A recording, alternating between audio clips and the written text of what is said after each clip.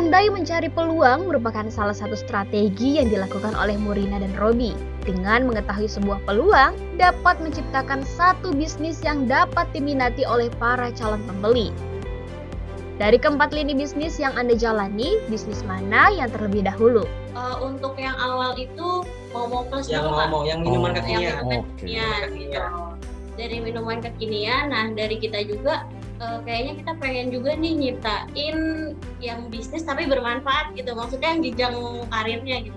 Nah di lain dari bisnis juga, kebetulan saya waktu kemarin buat tesis saya ngambil mentorship untuk jurus kitchen ini gitu. Jadi di balik saya membangun bisnis, saya juga buat tesis gitu. Jadi untuk usaha ini bukan cuma usaha, saya udah research segala macam gitu, banyak jurnal yang saya pelajari, dan akhirnya ketemulah titik di mana saya tinggal di Cikarang dengan mayoritas orang-orang lingkungan yang bisa dibilang kalangan menengah ke atas, Kak, karena dilihat dari UMR sendiri kan tertinggi ke nomor 2 ya. Selain itu orang-orang ini tuh butuh aware juga dengan kesehatannya, tapi di lain sisi mereka tidak memiliki banyak waktu untuk menyiapkan itu semua gitu. Akhirnya terciptalah kayaknya ini sebuah peluang sih gitu, di mana orang-orang butuh kesehatan dan mereka tapi nggak punya waktu banyak untuk preparing itu semua gitu. Akhirnya kita masuklah. Membuat sebuah konsep dalam bisnis menjadi salah satu strategi yang Murina dan Robby terapkan dengan memproduksi makanan beku atau frozen food yang sehat sehingga merambah lebih luas pangsa pasar mereka. Bagaimana konsep bisnis serta strategi yang Anda terapkan? Dengan konsep kita juga yang sekarang, yang sedang kita buat rebranding, awalnya itu kan kita sebuah catering ya, Kak, catering sehat.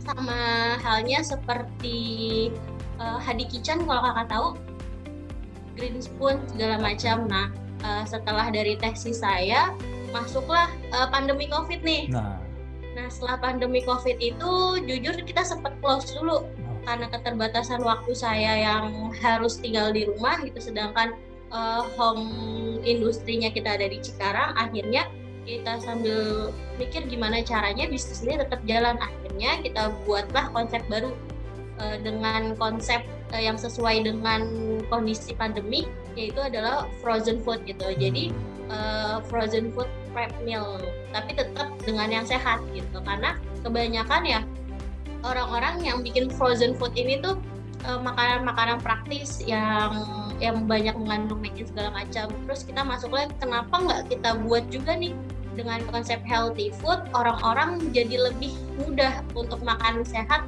tapi nggak usah ribet gitu, karena mereka tinggal nge-microwave gitu dengan konsep frozen food ini gitu.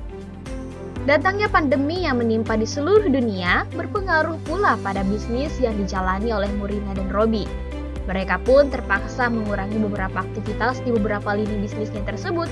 Beruntungnya memiliki beberapa bisnis dapat membantu bisnis lainnya. Seberapa besar dampak pandemi terhadap bisnis yang Anda jalani?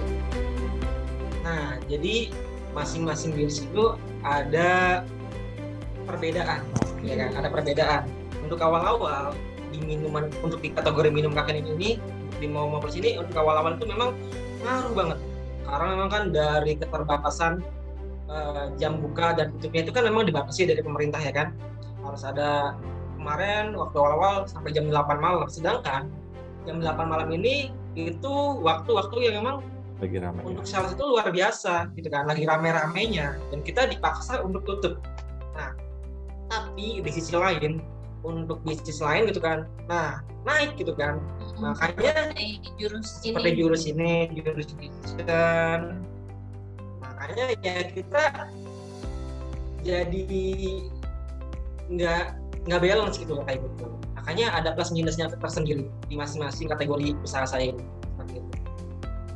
Mempunyai keinginan berbisnis sejak lama membuat Murina dan Robby menikmati asiknya berbisnis. Selain itu, memiliki cita-cita yang mulia, yakni ingin menciptakan lapangan kerja bagi mereka yang membutuhkan. Apa alasan Anda terjun ke dunia bisnis? Kalau menurut saya sendiri ya, jujur sebelum kita menikah, kalau saya sendiri memang udah diniatin dari awal pengen jadi yang namanya pengusaha kan. Pasti yang namanya jadi pengusaha gitu kan nggak segampang yang kita bayangkan ya kan. Pasti banyak pro kontra dari keluarga, banyak pihak keluarga, khususnya keluarga saya pribadi, kenapa tinggi-tinggi sampai kuliah ujung-ujungnya jualan-jualan juga, banyak pasti yang ngomong kayak gitu kan. Ngapain gitu kan, kenapa nggak kerja di kantoran ya kan, kenapa, banyaklah alasannya gitu kan, baik dari orang tua, kakak, segala macem kan. Tapi karena memang tekad saya pribadi yang memang saya tuh niatnya pengen jadi pengusaha, pengen menciptakan lapangan kerja sebanyak-banyak ya kan. Niat saya memang pengen gimana caranya sih orang-orang itu bisa bekerja dengan upah yang layak. Karena saya pribadi sebelum terjun di dunia usaha ini pernah merasakan namanya kerja gitu kan, baik jadi buruh di PT, baik jadi pramuniaga, baik jadi cleaning service, semuanya saya udah pernah saya jalani gitu kan. Makanya dari pengalaman saya gitu kan di dunia pekerjaan, memang ada beberapa yang memang tidak selayaknya kita terima gitu kan. Makanya gimana caranya saya dengan pengalaman saya ini, saya bisa menjembatani orang-orang bisa mendapatkan pekerjaan yang layak seperti itu. Dan kedua juga bisa membuat keluarga, misalkan keluarga dan semua orang itu benar-benar oh iya ternyata jadi pengusaha itu nggak seburuk yang kita bayangkan. Itu sih. Bagaimana Anda memandang kaum muda yang takut untuk mulai berbisnis?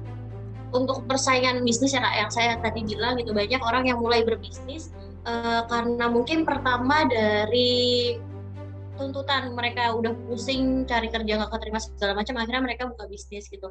Yang saya bilang tadi, banyak orang yang bisa berbisnis tapi mereka nggak punya mental, karena bisa jadi ujian pembisnis itu dari awal. Toko mereka rame, akhirnya mereka terlena dengan ya segala macamnya, karena kan bisnis itu learning by doing ya Kak, nggak sekali kita belajar langsung seterusnya gitu. Karena menurut saya bisnis itu akan terus belajar gitu, dan menurut saya juga ya nggak ada bisnis yang udah scale up gitu. Karena sebesar-besarnya pembisnis, contohnya kayak Khairul Tanjung, dia akan terus memaintain, bakal dia juga terus turut andil gitu dalam bisnisnya gitu. Makanya mental dalam pembisnis itu perlu gitu, walaupun sebanyak apapun persaingan bagi kita gitu. Kalau kita memiliki mental bisnisnya itu, kita akan bisa melewati itu semua gitu, pertama dengan ilmu, dan yang kedua dengan mental. Menurut Anda, seberapa penting berbisnis di usia muda? Dari saya itu sangat penting ya, tapi tergantung dari mindset kita sendiri sih, tujuannya mau kemana ya kan. Sebenarnya sama aja, tergantung bagaimana cara kita menjalaninya gitu kan. Kalau saya sendiri kan memang tujuan dari awal kan pengen jadi pengusaha, pengen jadi pebisnis kan, karena memang itu sangat penting gitu kan. Pertama, kita lebih tahu bagaimana proses, bagaimana cara gitu kan memaintain kita sendiri gitu kan. Justru dengan cara kita menjadi pengusaha, kita tuh waktu itu benar-benar kita manfaatin dengan sepenuh-penuhnya gitu kan. Nggak bisa tuh kita leha-leha, karena apa? Ketika kita sudah mempunyai karyawan, ada orang yang perlu kita bayar gitu kan dengan layak. Makanya kalau misalkan kita leha-leha gitu kan, ya itu dampaknya ke bisnis kita ya kan. Apalagi kita yang masih muda ini justru harus lebih 2 atau 3 kali lipat gitu kan, dengan cara belajarnya, dengan cara kita memaintain semuanya gitu kan, dengan cara tenaga kita. Makanya kita nggak boleh menyia-nyiakan waktu kita dengan cara berleha-leha. Dari kita sendiri memang niat kita hidup untuk menghidupi ya Kak, maka hidup kita gitu. Makanya gimana caranya nih kita bisa itu dengan sedini mungkin kita bantu negara pemasukannya untuk menambah pemasukan negara, karena kan setengah pemasukan negara juga dari small business kan gitu. Makanya ya udah bismillah kita jadi pembisnis sejak sedini mungkin gitu.